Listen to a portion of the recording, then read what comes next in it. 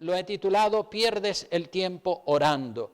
Y desde aquí, como siempre, queremos mandarle un saludo fraternal a todas las personas que a través del internet siguen los mensajes que predico, que oren por nosotros, nosotros oramos por ustedes y vamos para adelante con la bendición de Dios. Así que el título del mensaje en esta mañana es Pierdes el tiempo orando. Y ustedes podrán decir, oh, ¿cómo es eso? ¿Cómo es que pierdo el tiempo orando? Ese título, hermanos, Pierdes el tiempo orando, es un título chocante, porque siempre nosotros hacemos énfasis en que oren, oren, oren y que busquen de Dios. Pero cuando yo pongo ahí, pierdes el tiempo orando, pues claro, parece un contrasentido, parece una contradicción. Pero si ustedes se dan cuenta, el título al final tiene puntos suspensivos, y eso quiere decir que la frase no está completa, que todavía hay cosas que hay que añadirle a esa frase. Si ustedes escuchan atentamente, verán que hay ocasiones en la vida, hermanos, donde sí es verdad que se pierde el tiempo cuando uno está orando. No todos los asuntos de la vida se arreglan orando, ¿verdad? Porque hay personas que creen o que piensan que todo se resuelve orando, todo se resuelve orando. Y no es así, es verdad que la mayoría de las cosas sí que se resuelven orando, pero otras cosas no se resuelven orando, sino actuando. A veces hay que actuar, a veces hay que dejar de orar y actuar y hacer lo que el Señor nos pide en su palabra. Ya saben ustedes lo que dice el apóstol Santiago, que la fe sin obras, ¿cómo es? Muerta. Y otras veces hay que orar y actuar al mismo tiempo. En unos casos hay que orar solamente, en otros casos hay que dejar de orar y actuar solamente. En otros casos, pues hay que orar y actuar al mismo tiempo, ¿verdad? Se cuenta una anécdota que dice que un pastor tenía un ayudante y el ayudante vino corriendo al pastor y le dice: pastor, se ha prendido fuego en la casa, se ha prendido fuego, oremos para que el fuego no consuma la casa. Y el pastor le dijo: sí, vale, vamos a orar, pero mientras estamos orando le vamos a echar agua al fuego para contribuir así y para ayudar, porque la fe sin obra es muerta, como dice la palabra de Dios. La fe y las obras van juntas. Y si nosotros vamos, por ejemplo, al Evangelio según San Mateo, capítulo 5, versículo 20 al 26, ahí está el caso, la situación donde el Señor prácticamente, en otras palabras, nos dice que perdemos el tiempo orando en determinadas circunstancias. Si me acompañan, vean lo que dice Mateo 5, 20 al 26, y ahí van a encontrar el complemento de esa frase: pierdes el tiempo orando. Dice: porque os digo que si vuestra justicia, verso 20, no fuere mayor que la de los escribas y fariseos, no entraréis en el reino de los cielos. Oísteis que fue dicho a los antiguos: no matarás, y cualquiera que matare será culpable de juicio. Pero yo os digo que cualquiera que se enoje contra su hermano será culpable de juicio, y cualquiera que diga necio a su hermano será culpable ante el concilio, y cualquiera que le diga fatuo quedará expuesto al infierno de fuego. Por tanto, si traes tu ofrenda al altar y allí te acuerdas de que tu hermano tiene algo contra ti, ahí está el complemento del título: deja allí tu ofrenda delante del altar y anda, reconcíliate primero con tu hermano y entonces ven y presenta tu ofrenda. Ponte de acuerdo con tu adversario pronto, entre tanto que estás con él en el camino. No sea que el adversario te entregue al juez y el juez al alguacil y seas echado en la cárcel. De cierto te digo que no saldrás de allí hasta que pagues el último cuadrante. Entonces aquí en ese verso tenemos, como decía, el complemento, lo que le falta a ese título de pierdes el tiempo orando. El mismo Señor, hermano, el mismo Señor nos presenta una situación en la que nos está diciendo que pierdes el tiempo cuando oras si no has intentado reconciliarte con tu hermano o con tu hermana. Por nosotros los humanos, hermanos, nosotros como humanos, siempre le huimos a los problemas. Cuando hay un problema queremos huir del problema, porque es más fácil huir del problema que tratar de solucionarlo. Huir del problema es más fácil que tratar de abordarlo, de solucionarlo. Decimos, ay, eso es muy complicado para mí. No, yo no quiero problemas. Y tratamos en algunos casos, de ignorar el problema. Pero ¿ustedes creen que ignorando el problema se resolverá el problema? Claro que no. El problema, ignorándolo, no se resuelve. El problema sigue ahí y no desaparece, aunque usted lo ignore. La gente huye de los problemas en lugar de dar la cara para arreglar el conflicto. Tenemos que ser valientes y enfrentar los problemas, sean familiares, económicos, sean del color que sean, de la clase que sean. Tenemos que enfrentar los problemas. Saben que es algo innato, algo instintivo, huir de los problemas. Adán y Eva, ustedes se acuerdan de Adán y Eva, que cuando ellos pecaron contra Dios y comieron del árbol del conocimiento del bien y del mal, ¿qué hicieron después? Se escondieron detrás de los árboles. ¿Para qué? Para no dar la cara. Se sentían culpables y en lugar de decir, uy, nos hemos equivocado, vamos a dar la cara y decirle, sí, Señor, te hemos fallado, lo sentimos mucho. No, ellos quisieron esconderse porque pensaban que escondiéndose el problema se resolvía. El problema no se resuelve escondiéndose. También Caín cuando mató a su hermano Abel, ¿saben qué pasó ahí? Dios lo llama a Caín, le dice, ¿qué? Caín, ¿dónde está tu hermano? Yo qué sé, ¿acaso soy yo el guardián de mi hermano? Este también quería eludir el problema. Pero hay que dar la cara, La persona que huye y no quiere dar la cara es que no quiere resolver el problema. Repito, la persona que huye y no quiere dar la cara es que no quiere resolver el problema. Es que deja la cosa como está, el problema está ahí y no lo quiere resolver. Huye, porque no quiere resolverlo. Resolverlo es más difícil que huir. Huir es más fácil. Mirar para otro lado, ignorarlo, pero el problema está ahí. ¿Cómo se va a resolver el problema? Si una de las dos partes huye y no quiere, suponiendo que el problema sea entre dos personas, ¿cómo se va a resolver el problema? O entre dos países, si una parte no quiere hablar del tema. Hay que hablar. Hablando se entiende la gente, dice el refrán. Entonces el problema se puede resolver, todos los problemas, hay solución para todos los problemas. Por eso hay que coger el toro por los cuernos, como dice ese refrán, y enfrentar el problema. Lo primero que nosotros hacemos cuando hay un problema es orar. Los que son cristianos dicen, ay, voy a orar, y lo primero que hacemos es orar para que Dios resuelva el problema y nosotros no hacer absolutamente nada. No, a veces nos toca hacer cosas a nosotros, no solamente orar. Está bien orar, pero nosotros tenemos que hacer otras cosas aparte de orar. Es verdad que hay casos donde solamente nos queda el recurso de la oración, porque usted ya hizo todo lo que tenía que hacer para resolver el problema no se resolvió y entonces dice, ya, Señor, ya no me queda nada. Ya intenté hablar con él o con ella, intenté de arreglar esta situación, pero no hay manera, porque la otra persona se resiste y no quiere. Entonces llega el momento donde usted dice, bueno, ya hice todo lo que el Señor manda, ya solamente me queda orar. Y entonces usted aprovecha el recurso de la oración y ora. El problema no se ha resuelto porque una de las dos partes no quiere resolverlo y entonces usted ya, después de haber hecho todo lo que tenía que hacer, solo le queda orar.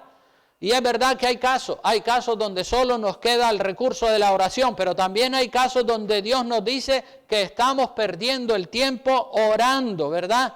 Hay personas que pierden el tiempo orando y eso es lo que nos dice la palabra. Volvamos otra vez al texto que leímos antes. Dice, porque yo os digo que si vuestra justicia no fuere mayor, fíjate que Dios quiere que nuestra justicia no sea igual que la de los escribas y fariseos, sino que sea mayor, que sea mejor. Dice que la de los escribas y fariseos, no entraréis en el reino de los cielos. Oísteis que fue dicho, ahí en ese versículo 21, oísteis que fue dicho a los antiguos, no matarás, y cualquiera que matare será culpable de juicio. Pero yo os digo, dice el verso 22, que cualquiera que se enoje, ya no es necesario matarlo, sino enojarte contra tu hermano será culpable de juicio, y cualquiera que diga necio a su hermano será culpable ante el concilio, y cualquiera que le diga fatuo quedará expuesto al infierno de fuego.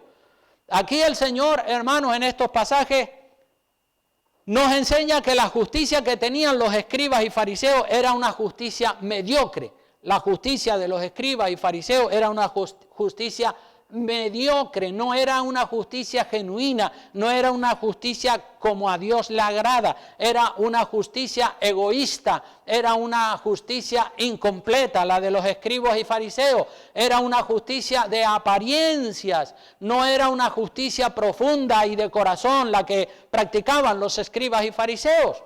Era una justicia en la que cabía, en la justicia de los escribas y fariseos cabía el rencor, cabía el distanciamiento, cabía el dejar el problema así sin resolverlo, y cabía pues el desprecio a los demás, el decirle fatuo, tonto, ignorante y desprecio de ese tipo. Los fariseos eran como muchas personas que conocemos hoy en día, que con poquito se justifican. Dicen, no, pero si yo no he robado, yo no he matado a nadie. Y con eso ya se creen que están justificados delante de Dios. Y ellos mismos se autojustifican. Dicen, no, yo estoy bien. Eso se llama autojustificación, ¿verdad? No robo, no mato, no le hago daño a nadie, ya yo soy un santo delante del Señor. No es así. Esa es una injusticia, esa es una justicia imperfecta, incompleta. Jesucristo quiere una justicia mayor. Jesucristo quiere una justicia mejor que la de los escribas y fariseos, una justicia más profunda, una justicia más sensible, una justicia hecha de todo corazón, en la que el Señor espera. Ya lo dice la palabra en el verso 21, oísteis que fue dicho a los antiguos, no matarás, y cualquiera que matare será culpable de juicio. Si matabas, derramabas la sangre, entonces eras culpable de juicio. Eso en el Viejo Testamento. Pero el Señor en el versículo 22, cuando dice, pero yo os digo, en el verso 22 comienza diciendo, pero yo os digo. Cuando dice, pero yo os digo, esa frase en sí quiere decir, yo voy a poner la verdadera justicia que es mayor que la que tienen los escribas y fariseos. Yo les voy a hablar de la verdadera justicia. Lo de los escribas y fariseos, eso es autojustificación, eso no sirve para nada, esa no es una justicia genuina y verdadera. Yo os digo que cualquiera que se enoje contra su hermano será culpable de juicio, y cualquiera que diga necio a su hermano será culpable ante el concilio, y cualquiera que le diga fatuo quedará expuesto al infierno de fuego, lo mismo que se hubiera matado. Porque en el Viejo Testamento matar a una persona era ser culpable de juicio. Pero ahora, para ser culpable de juicio en el Nuevo Testamento, es suficiente con enojarse contra el hermano y decirle necio, fatuo, tonto, imbécil o cosas así. Ya eso es suficiente para que en la justicia del Señor Jesucristo sea considerado como culpable de juicio, como si hubieses matado a una persona. Se ve en el verso 22, se ve la clase de justicia que el Señor espera de nosotros. Esta es una justicia de la buena, de la que agrada a Dios. Esta es la justicia de la reconciliación, la justicia de la restauración. Esta es una justicia que resuelve los problemas, que resuelve las malas relaciones. En esta justicia, enojarse contra el hermano o contra la hermana es igual a matar, es decir, en la justicia del Nuevo Testamento.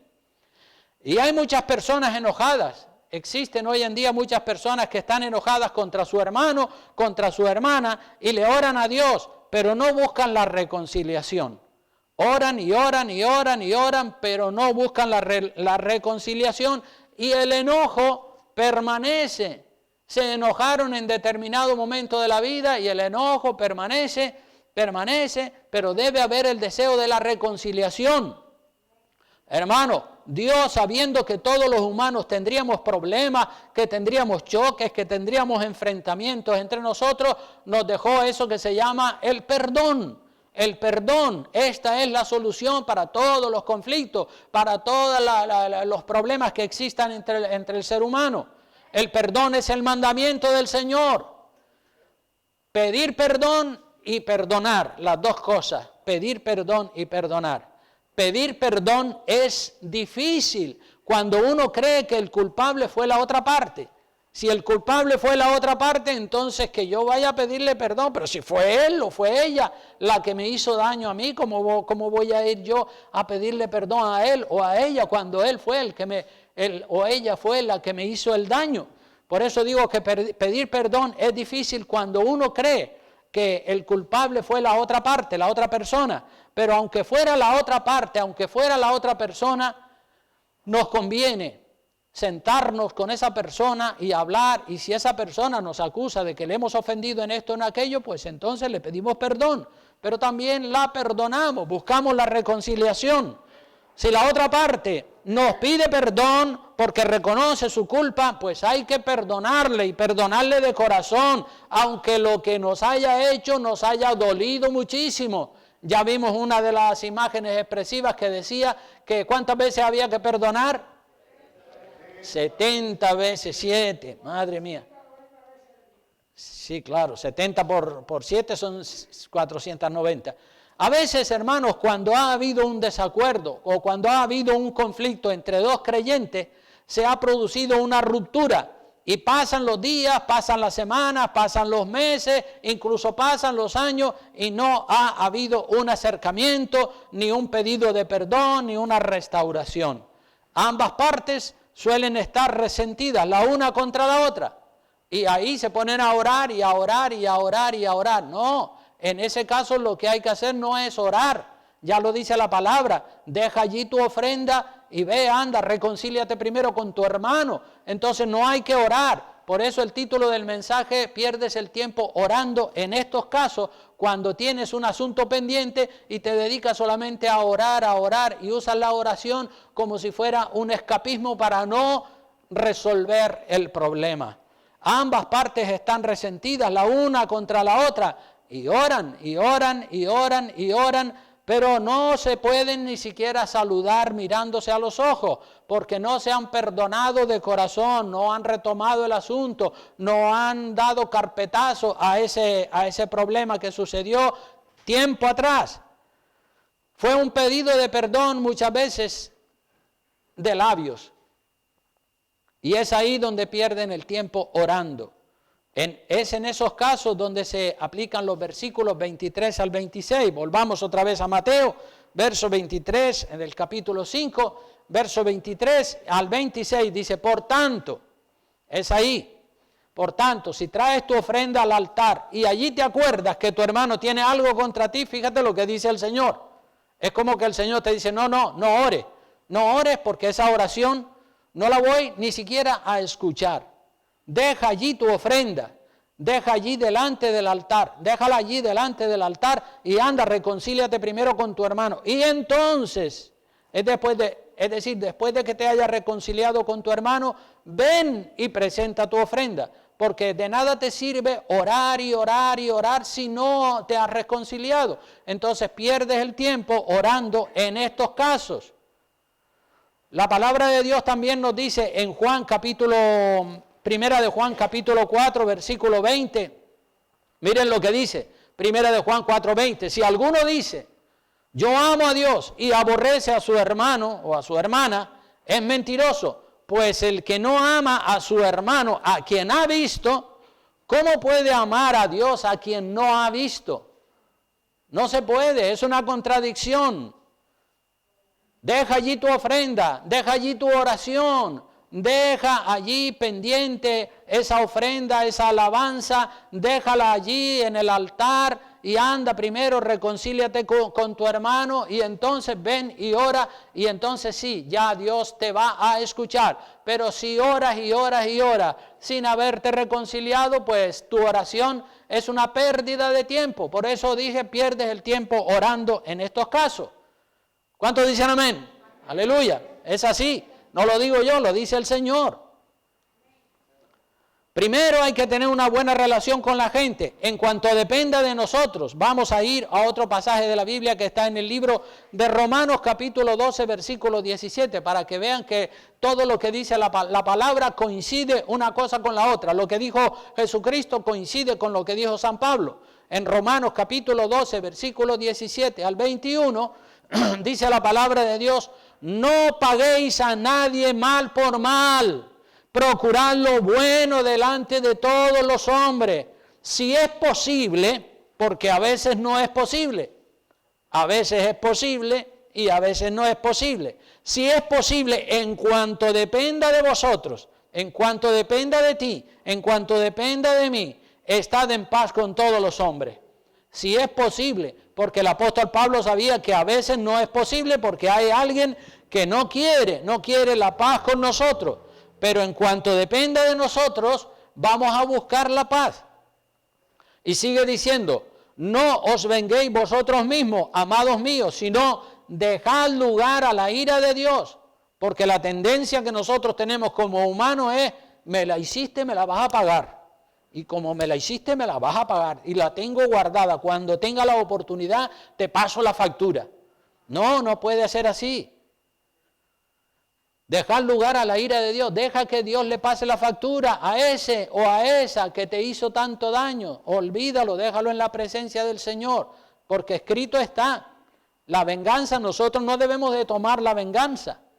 La venganza es del Señor. El Señor es el que sabe. Dice: yo le voy a pasar la factura. Más grande o más pequeña, yo sé cómo pasársela. Entonces deja que Dios tome la venganza por ese daño que te hicieron a ti. Y si Dios considera que quiere perdonar a esa persona que te hizo daño, pues también Dios la puede perdonar si esa persona se arrepiente. O si no se arrepiente, ya eso es un tema que Dios lo trata. La cuestión es que en cuanto dependa de nosotros, vamos a estar en paz con todo el mundo. Así que sigue diciendo en el verso 20: si tu enemigo tuviere hambre, dale de comer. Si tuviere sed, dale de beber. Pues haciendo esto, ¿qué dice? Ascuas de fuego amontonará sobre su cabeza. Eso quiere decir que si tú le das de comer cuando tiene hambre o le das de beber cuando tiene sed, estás haciendo que se le caiga la cara de vergüenza a esa persona. Porque esa persona te hizo un daño a ti y ahora tú, sabiendo que es un enemigo, tú le bendices, le das de comer, le das de beber, lo ayudas en lo que la persona necesita y de esa manera ascuas de fuego amontonará su cabeza. Eso traducido quiere decir: harás que se le caiga la cara de vergüenza a esa persona. Esa persona va a decir: uy, con todo el daño que le hice yo a este hombre y ahora me está ayudando a mí. ¡Qué vergüenza!, ¿verdad? Y sigue diciendo el verso 21, dice: no seas vencido de lo malo, sino vence con el bien el mal. Aleluya. Con el bien tenemos que vencer el mal. Primero, una buena relación con la gente. En cuanto dependa de nosotros, vamos a hacer las paces con todo el mundo.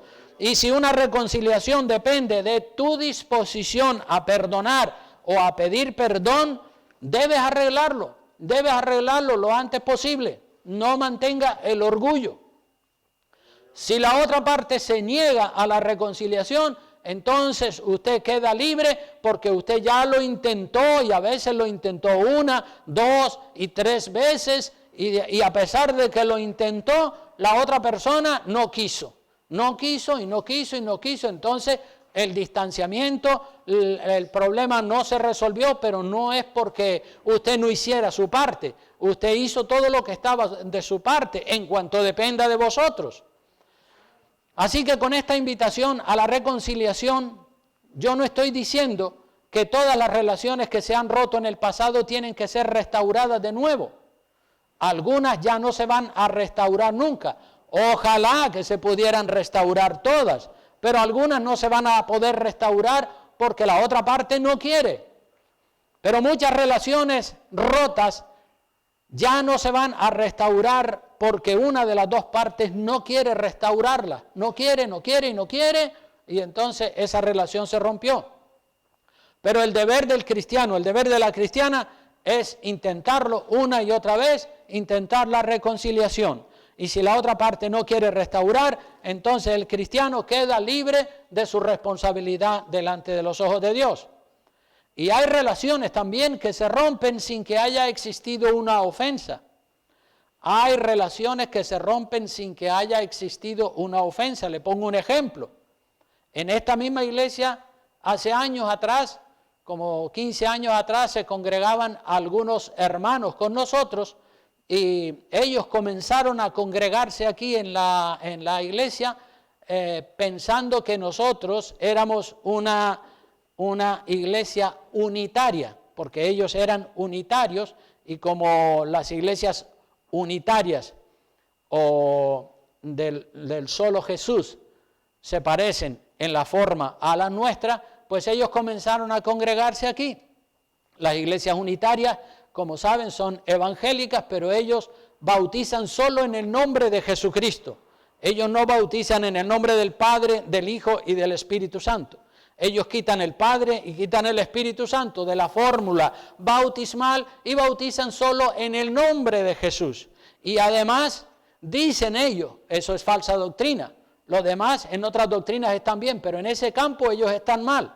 Ellos dicen que Jesucristo es Padre, Hijo y Espíritu Santo a la vez, lo cual va en contra de lo que dice la palabra de Dios.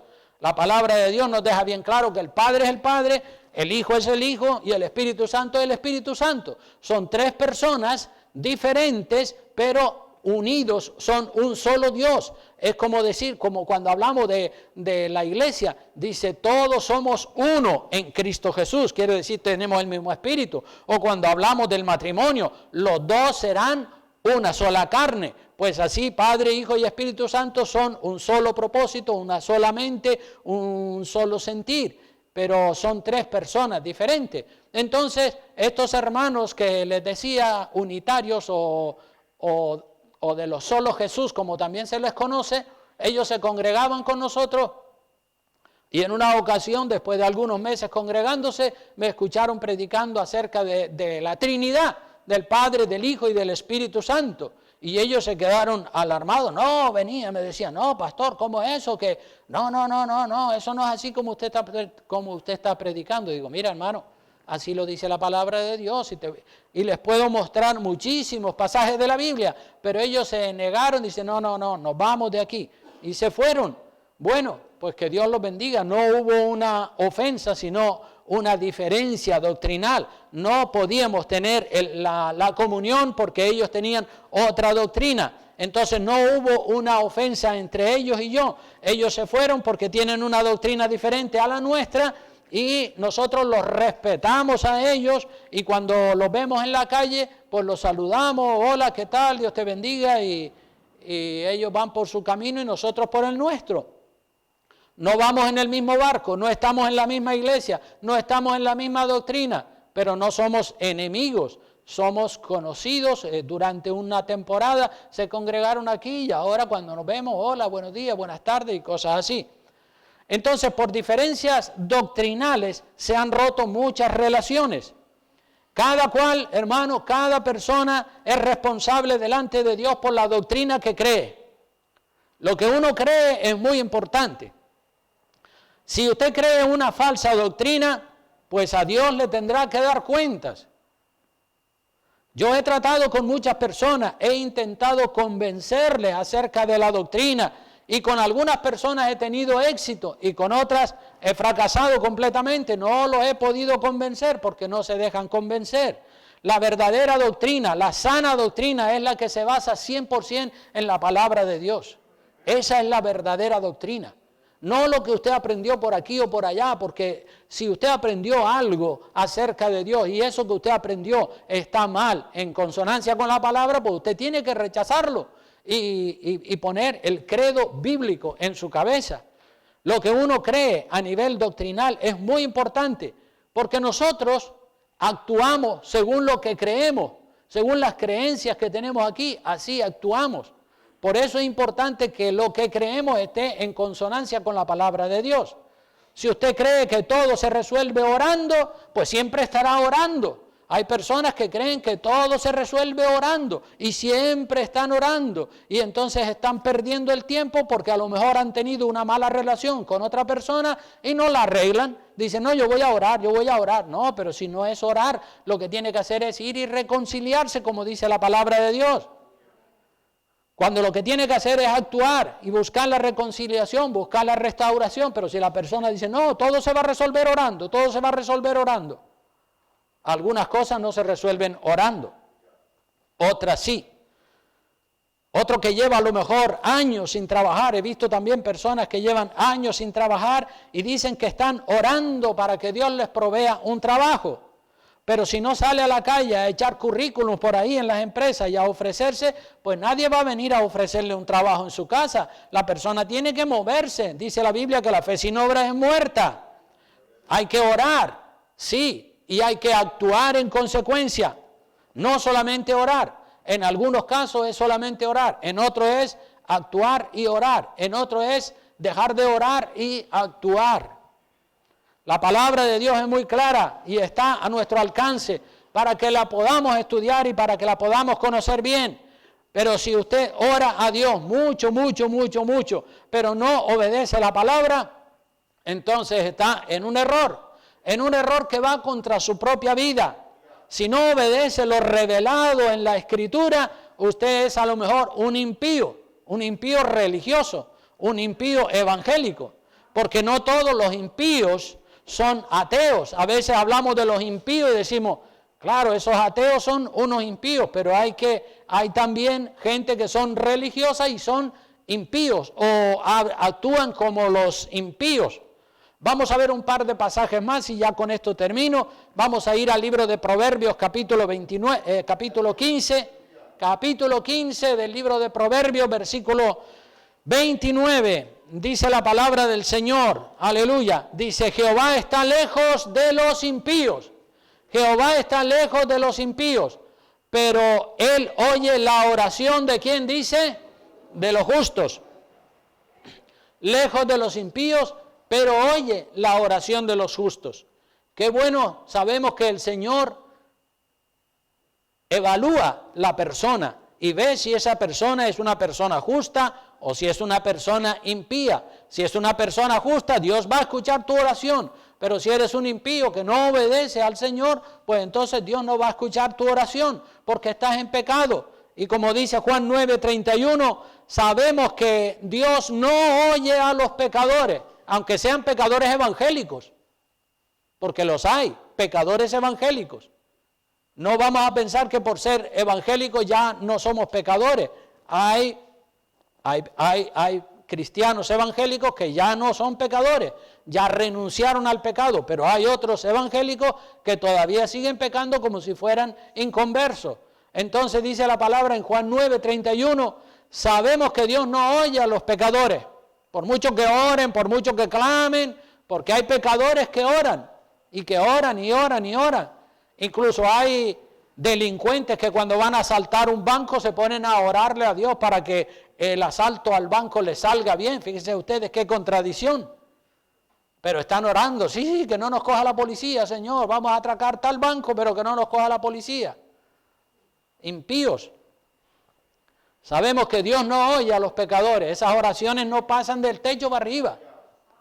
Pero si alguno es temeroso de Dios y se toma las cosas de Dios en serio y hace su voluntad, a ese que dice la Biblia, oye, a ese Dios le pone el oído y le dice, heme aquí, ¿qué quieres? ¿Qué necesitas? ¿De qué sirve orar si no se obedece la palabra de Dios? La oración es buena cuando andamos en obediencia.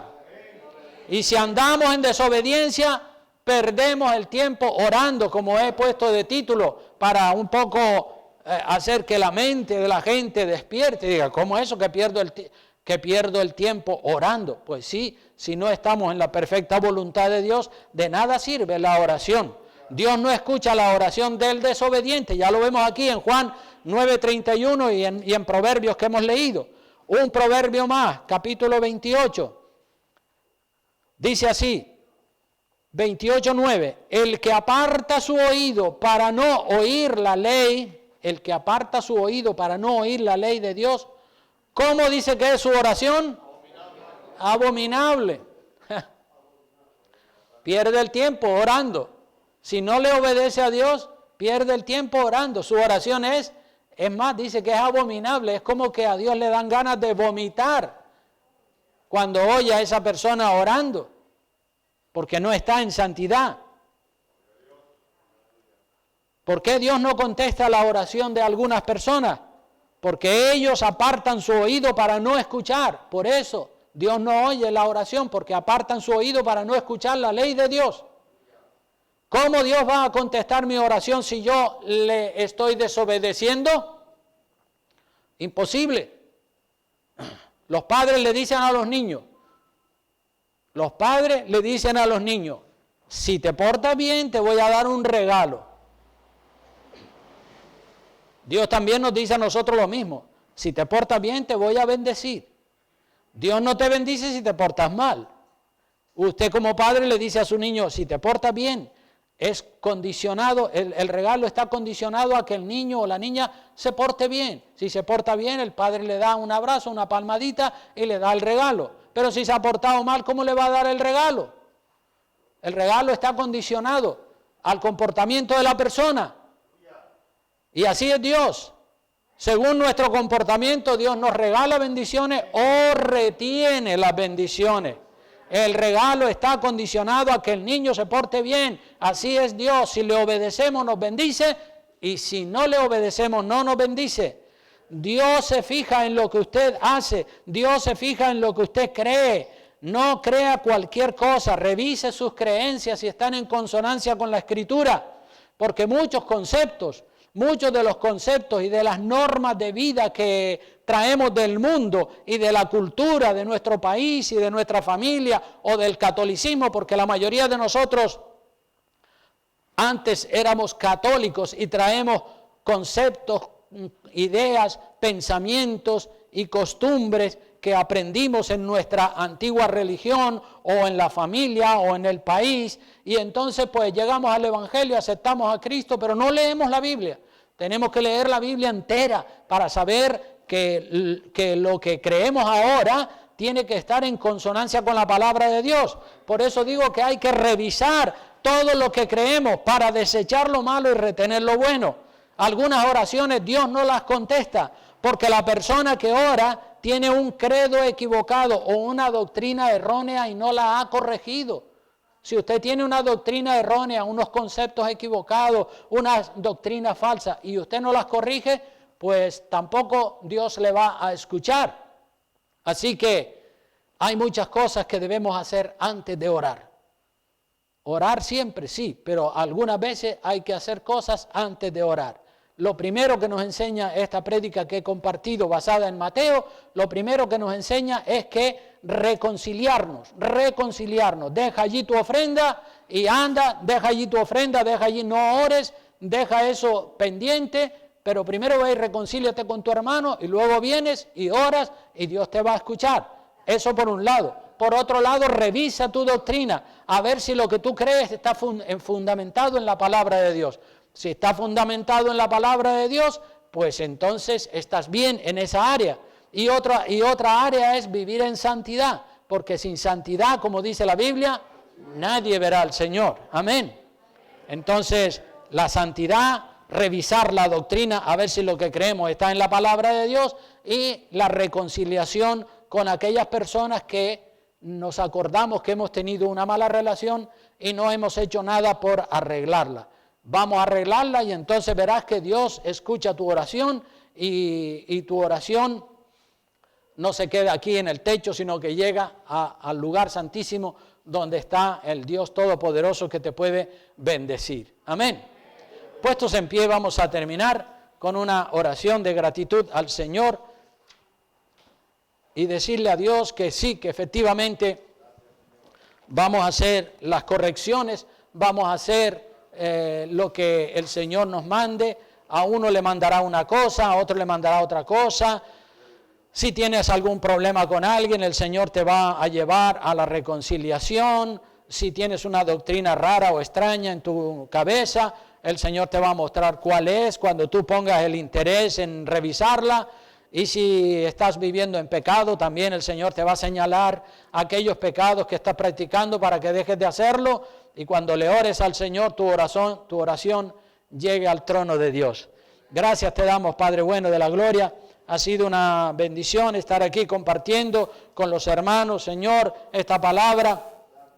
Oramos que tú los bendigas, Dios mío, y que toda esta iglesia, Señor, pueda vivir en santidad, reconciliados, Dios mío, en cuanto dependa de nosotros, la paz con todos, Dios mío bendito.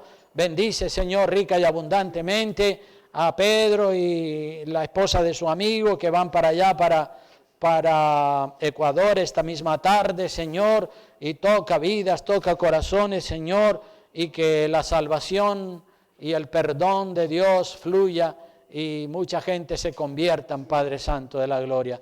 Oramos para que los corazones duros, Dios mío, se dejen tratar, se ablanden y reciban a Jesucristo como Señor y Salvador y cambien su vida. En el nombre de Jesús oramos y bendecimos la iglesia con la bendición del Padre, del Hijo y del Espíritu Santo.